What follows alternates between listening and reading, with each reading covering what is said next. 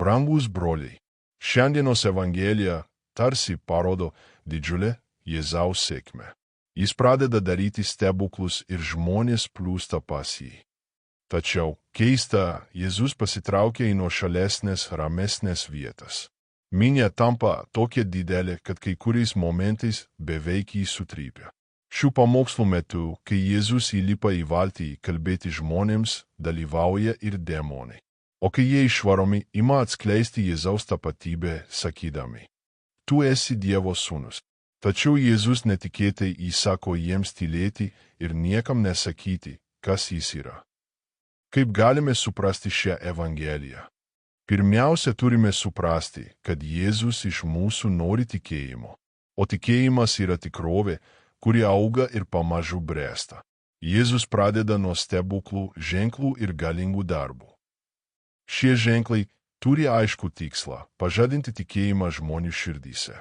Tačiau minioje yra ne tik tikintieji. Yra ir oportunistų, žmonių, kurie dar neturi tikėjimo ir ieško tik stebukladario. Pakanka prisiminti Erodo laikyseną. Išgirdęs apie Jėzų, jis norėjo jį pamatyti, bet ne iš tikėjimo.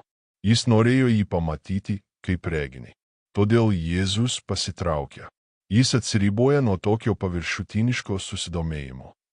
Tiesa, visa Izraelio tauta laukė Mesijo. Laukė to, kuris galėjo būti vadinamas Dievo sūnumi, kaip Dovydas. Tačiau Jėzus buvo daugiau nei Dovydas. Jis neatitiko žmogiškų lūkesčių. Jėzus buvo netikėtas Mesijas, tas, kuris ateina visiškai kitaip, nei buvo įsivaizduota. Todėl svarbiau yra tai, ką Jėzus sako ir moko, nei ženklai, kuriuos jis daro. Stebuklai iš tiesų yra gyvi pamokslai, kuriuos reikia teisingai suprasti. Čia Jėzus susidūrė su realiu pavojumi. Rizika, kad jo žinia bus iškraipyta net demonų. Tai didelė krikščionybės drama. Jėzaus dalykai, jo Evangelija, gali būti neteisingai suprasti. Šiame jo skelbimo etape mokinių tikėjimas dar silpnas. Ir buvo reali grėsmė, kad šis tikėjimas bus supainiotas piktojo melu. Todėl Jėzus liepia demonams tylėti. Jam nereikia demonų kaip savo aiškintojų. Pats Jėzus tinkamu metu atskleis, kas jis iš tikrųjų yra. Evangelija pagal šventąjį Morkų nuves mus iki šventojo Petro tikėjimo išpažinimo.